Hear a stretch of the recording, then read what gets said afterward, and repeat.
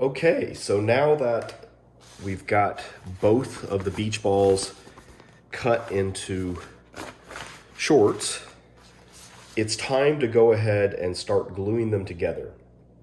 So first we're going to glue the leg openings together, and then the last is to glue the waist opening. So what I'm going to do is I'm going to go ahead and put my gloves on. And I've got my glue ready with a green needle. This is an 18 gauge. This is a really good size because it has enough flow, but not too much. So it's really kind of the right amount of flow, I feel. You can also use a you can use kind of there's an orange that's a little bit smaller than this. I think it's a 20 gauge. It works pretty well, but I tend to really like the green. So what we need to do is turn one of these inside out. We like to put, of course, on the outside, we want to have the shiny facing outwards, because if you look on the other side, the material's kind of got a matte look to it. Also, the print is on the shiny side, so that's an easy way to identify. So we're going to say that this one right here is going to be the outside. And then I'm going to take this one, and I'm going to turn it inside out. This is going to become the inside.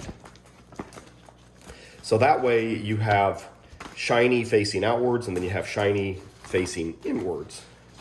It's just a nicer feel against the skin rather than the matte.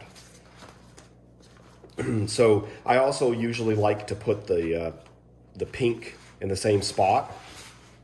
So I'm going to line the pink up on both of them, and I'm going to put one of these inside the other to get it situated. And kind of use the bottom there, line that up.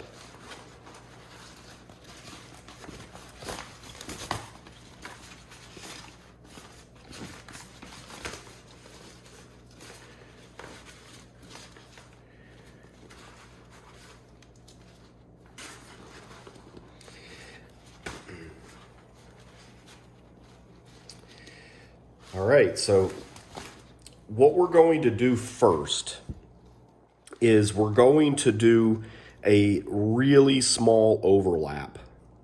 We're talking about like that, like 1/8 of an inch. In fact, I'll zoom in the camera.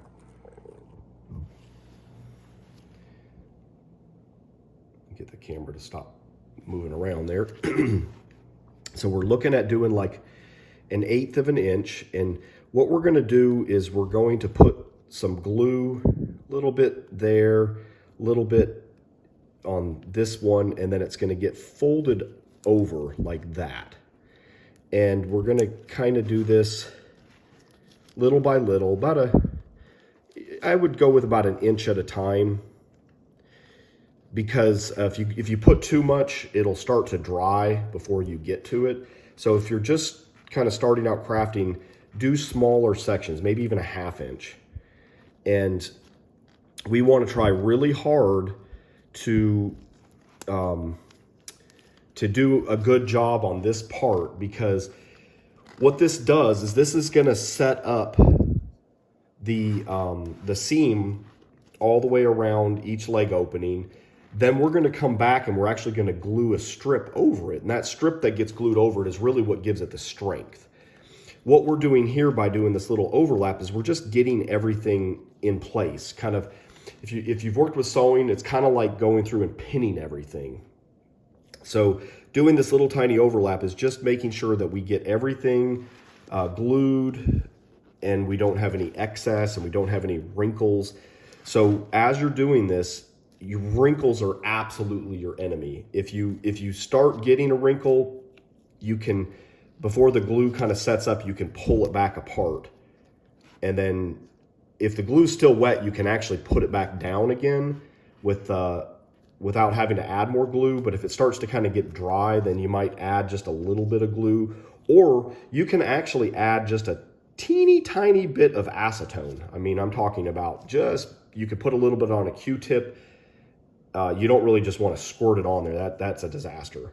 But you could put a little bit on a Q-tip and just kind of brush it over. It'll actually reactivate the glue if it's starting to kind of set just a little bit. Or you can just add just a tiny bit of glue. You don't have to like add a whole nother layer. You could just kind of put just a little bit. It's going to kind of reactivate what's already there.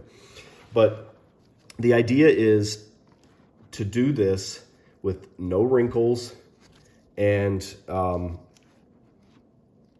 as you go, you also want to make sure that you don't end up with a lot of glue down in the crotch right here where you squish it together, because what'll happen is once this is done, then you're going to end up with this weird little like glued together flap. So what I usually do is, as I'm going, I've done a little bit, I'll come back and I'll kind of like try to, I'll show you here in a minute, but I'll try to kind of pull it apart. But anyways, to get started, what I usually like to do is I'll line up the seam like this one here, where the yellow and the white and then the blue and the white kind of come together. And these are great because you can start here, and then you can also kind of maybe start at the other end and line these two up.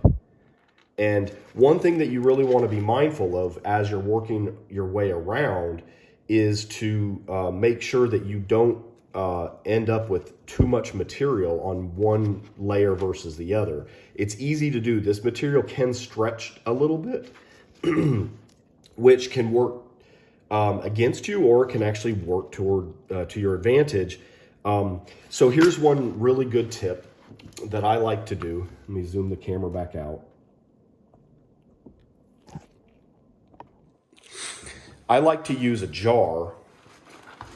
It really works nice, because what you can do is you can kind of do this. So like as you're working, you can kind of, with one hand, kind of hold it taut across the jar. And it really just, it helps you do things, a lot of things one-handed that you wouldn't be able to do otherwise. Plus it's hard if you use a glass jar.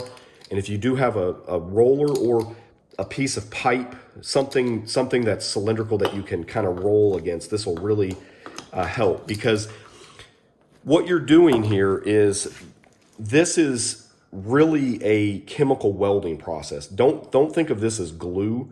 It doesn't do a good job of filling in like gaps. Like, you can't think of it like wood glue or Elmer's glue or anything where you can just kind of like pile it in to fill up a gap. The way this stuff works is it's basically liquid vinyl suspended in a bunch of solvent. The solvents are MEK, acetone, and toluene. So that's part of why I'm going to be wearing a respirator. I'm indoors. You could also go work outside, but definitely you don't want to get a big whiff of the glue. The good thing is you're not really dispensing a ton at a time, because it's very controlled. It's coming out of this small needle, so you're already kind of really limiting your exposure. But still, it's good to take precautions. Anyways, when you put this glue down, what you're really doing is the solvents that are in here are dissolving this vinyl on the surface, and you're also adding a little bit of vinyl that's kind of liquefied in there. And then when you put the pressure down, the pressure is kind of the key. You're basically fusing the vinyl together. So it's a chemical welding process. That's the best way to look at it, is having enough glue, but not too much. You don't want to just make a mess with it, but having enough. If you don't use enough, then you can definitely run into some problems. Having enough, and also having enough pressure for a long enough period of time will really help you out. Also, keep in mind that, it's not like super glue. When you put this stuff down, you have time that you can undo if you screw up.